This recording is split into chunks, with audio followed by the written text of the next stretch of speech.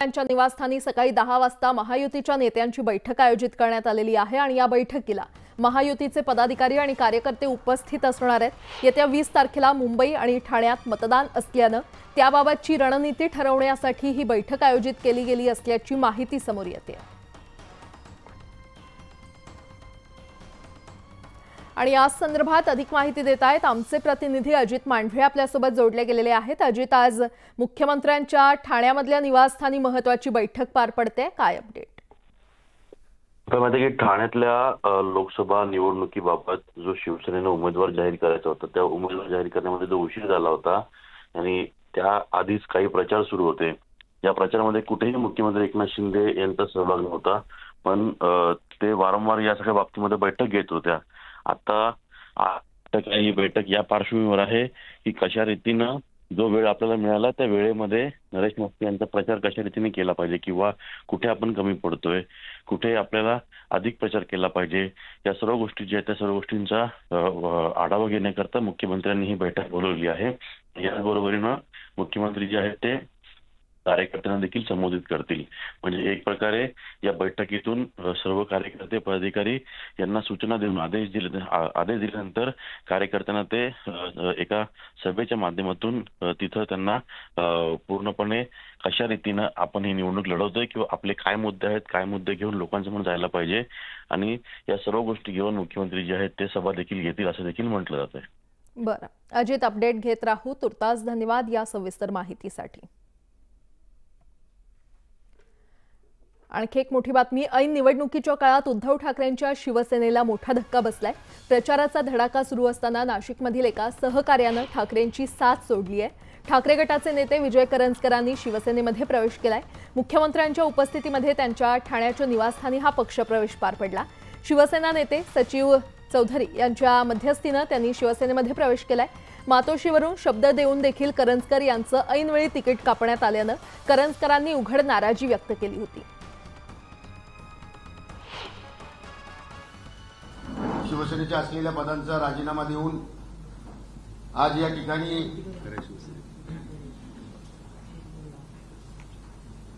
उद्धव साहेब ठाकरे म्हणजे उपाठा यांच्या शिवसेनेतून मी आज या ठिकाणी आदरणीय या राज्याचे मुख्यमंत्री खऱ्या अर्थानं शिवसैनिकांचा कळवारी म्हणून मी आज आदरणीय एकनाथरावजी शिंदे साहेब यांच्या शिवसेनेमध्ये या ठिकाणी या सर्वांच्या साक्षीनं प्रवेश केला आहे। जिल्हा उबाटाचे जिल्हा प्रमुख विजय करंजकर यांचे अनेक सहकारी, त्यांची नावं भाऊ चौधरी यांनी वाचून दाखवलेली आहे। एक सिंबॉलिक त्यांनी आज म्हणजे मोजक्याच प्रमुख पदाधिकाऱ्यांच्या सोबत आज बाळासाहेबांच्या विचारांच्या शिवसेनेमध्ये प्रवेश घेतलाय। मी त्यांचं मनापासून स्वागत करतो। शिवसेनेची साथ सोडत उद्धव ठाकरे यांच्या पक्षात प्रवेश केलेल्या नेत्यांची अवघ्या 24 तासात घरवापसी झाली आहे। तुळजापुरातील देवानंद रोजकर यांनी पुन्हा शिवसेनेमध्ये प्रवेश केलाय। तानाजी सावंत, राणा पाटील यांच्या उपस्थितीमध्ये हा पक्षप्रवेश पार पडला आणि महायुतीचा प्रचार करण्याचाही त्यांनी शब्द दिलाय। उद्धव ठाकरे धाराशिव दौऱ्यावर आले असताना यावेळी देवानंद रोजकर यांनी ठाकरेंच्या पक्षात प्रवेश केला होता। मात्र ठाकरेंचा दौरा संपला आणि 24 तासातच रोजकरी समर्थकांसह पुन्हा शिवसेनेमध्ये परतलेत।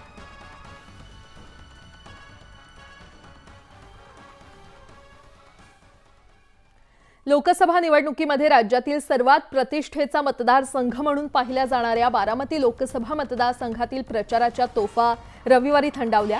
बारामतीमधील शेवटची सभा संपेपर्यंत शरद पवार यांची प्रकृती बरीच बिघडली होती।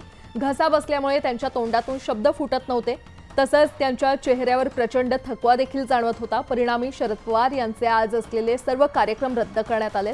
शरद पवार गटाकडून रविवारी रात्री याबाबत अधिकृत घोषणा करण्यात आली आहे। का उन्हाचा एकूण सगळा हे बघितला तर थोडासा आवाजाला एकूण त्रास झाल्याचं मला असं समजलं आणि त्यामुळे फक्त एखाद दिवसाचा हा आराम करावा लागणार आहे आणि माझ्याकडेच याच्या आदरणीय साहेबांची सभा होती, परंतु या पद्धतीनं जो उन्हाचा त्रास आहे हा अनेकांना होतो आणि त्यामध्ये सातत्यानं आदरणीय शरदचंद्रजी पवारसाहेब दिवसाला 3-3, 4-4 सभा घेत महाराष्ट्रभर ही जी धावपळ करतात, तो एखादा दिवस हा आराम करावा लागेल आणि तो एखाद दिवस आराम झाला की पुन्हा पवारसाहेब त्याच ऊर्जेनं आणि त्याच ताकदीनं पुन्हा महाराष्ट्र पिंजून काढण्यासाठी सज्ज होते. लोकसभा निवडणुकीच्या रणसंग्रामात चर्चेत असलेल्या बारामतीत काल प्रचाराची सांगता सभा झाली. यावेळी महाविकास आघाडीच्या सभेत बोलताना रोहित पवार व्यासपीठावर भावूक झाले, तर दुसरीकडे महायुतीच्या सभेत बोलताना हा रडीचा डाव असल्याचं म्हणत अजित पवार यांनी टोला लगावला. तर अजित पवारांना हृदयच नसून ते भावनाशून्य झाले असल्याचं प्रत्युत्तर रोहित पवार यांनी दिलं. साहेब, मी तुम्हाला विनंती करतो, काय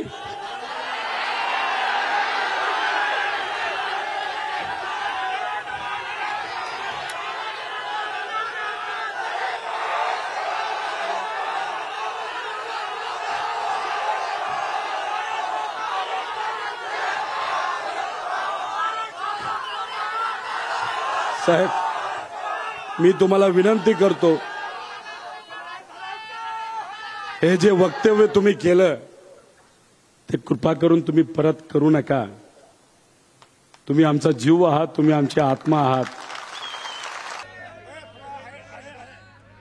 हे आमच्या एका पट्ट्यांनी डोळ्यातनं पाणी काढून दाखवलं, मग मी पण दाखवतो, हे मला मतदान करा.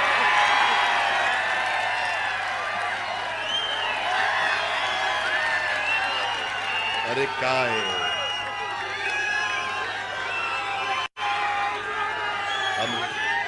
हो का,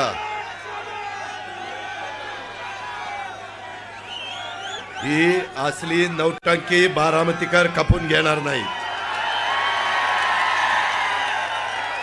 तुम्ही काम दाखवा, तुमचं खणखणीत नाणं दाखवा, ठीक आहे.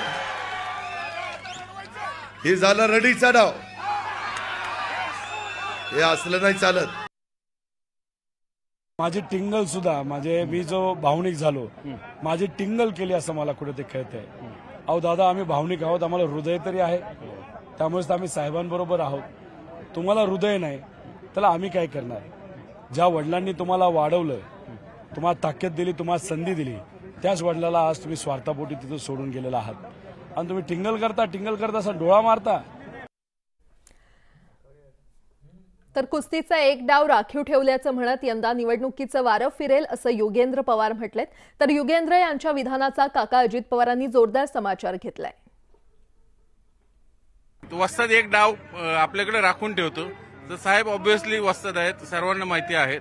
तर काय यावेळेस काय म्हणजे लोक उत्सुक आहेत, साहेब काय आज डाव?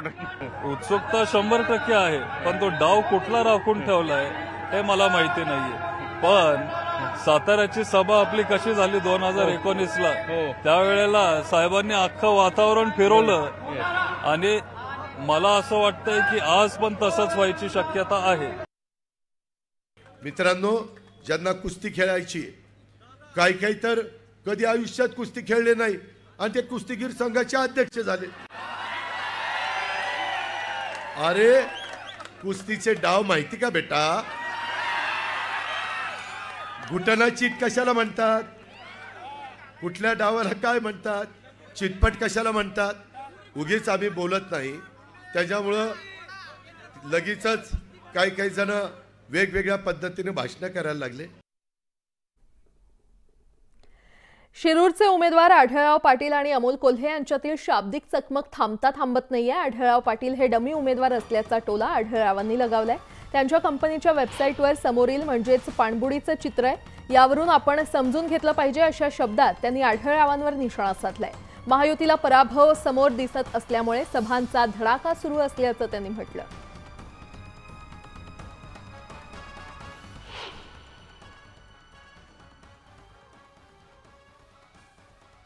म्हणजे आज ही माझी स्वतः मी 5वी सभा केलेली आहे आणि 5वी सभा केलेली असल्यामुळे या सभा करताना काय धावपळ होते, काय उडाताण होते हे आपल्याला मला जर समजू शकत असेल तर प्रकृती स्वास्थ्यामुळे अस्वास्थ्यामुळे साहेबांची एक सभा रद्द झाली, पण मला वाटतं म्हणजे मला याची खात्री आहे की त्यानंतरच्या सगळ्या ज्या सभा आहेत त्या तेवढ्याच दिमाखानं आम्ही आणखी दुपटीनं करू.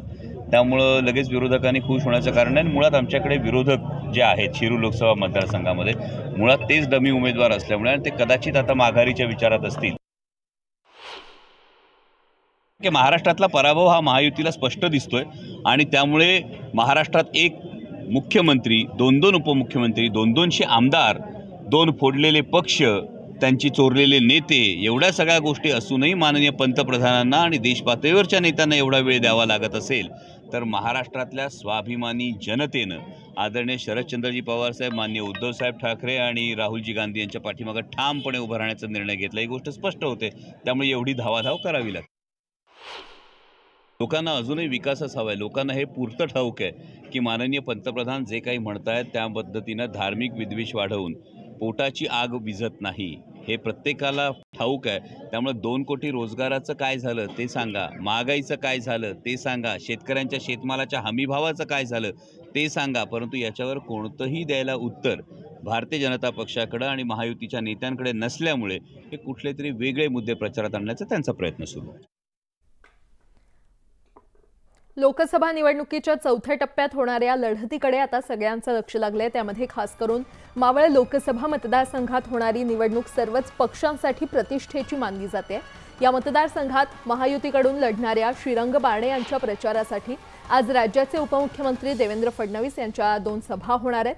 मावळ लोकसभा मतदारसंघात शिवसेना विरुद्ध शिवसेना असा सामना रंगला असून आज खारघर आणि पिंपरीमध्ये होणाऱ्या फडणवीस यांच्या सभांकडे राज्याचं लक्ष लागलंय. आणि या संदर्भात अधिक माहिती देत आहेत आमचे प्रतिनिधी गोविंद वाकडे आपल्यासोबत जोडले गेलेले आहेत. गोविंद, देवेंद्र फडणवीसांच्या आज 2 महत्त्वाच्या सभा, एक खारघरमध्ये एक सभा होते तर दुसरी सभा पिंपरीमध्ये होते. कशा प्रकारे नियोजन करण्यात आलेलं आहे, काय अपडेट?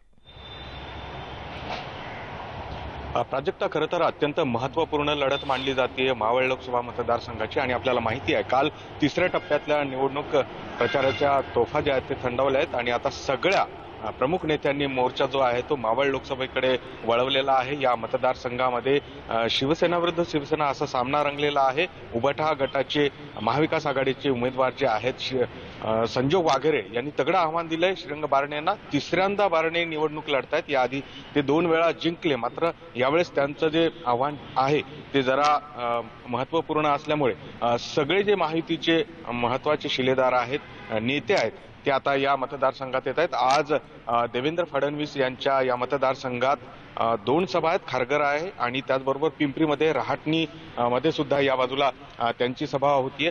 त्यामुळे महत्त्वपूर्ण लढत असल्यामुळे आतापर्यंत खरं तर या लोकसभा मतदारसंघामध्ये तसे मोठे दिग्गज नेते आले नाही. मात्र आता आज देवेंद्र फडणवीस, उद्या अजित पवार, त्यानंतर नितीन गडकरी यांच्या मोठ्या सभा होत आहेत आणि त्यामुळे महायुती असू देत किंवा महाविकास आघाडी असू देत यांनी हा लोकसभा मतदारसंघ अत्यंत प्रतिष्ठेचा केलेला आहे. यानंतर दुपारी शिरूर लोकसभा मतदारसंघात देखील फडणवीस यांची सभा आहे. तिथे आढळराव पाटील जे आहेत ते महायुतीचे उमेदवार आहेत आणि त्यामुळे एकंदरीत प्रचाराचा जो धडाका आहे तो आता 4थ्या टप्प्यातील निवडणुकांकडे वळालेला दिसतोय आपल्याला.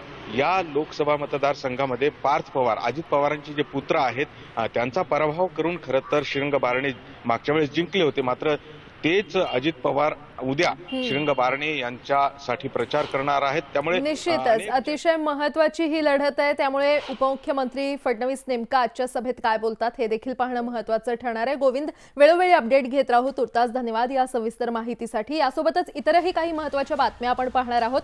तुर्तास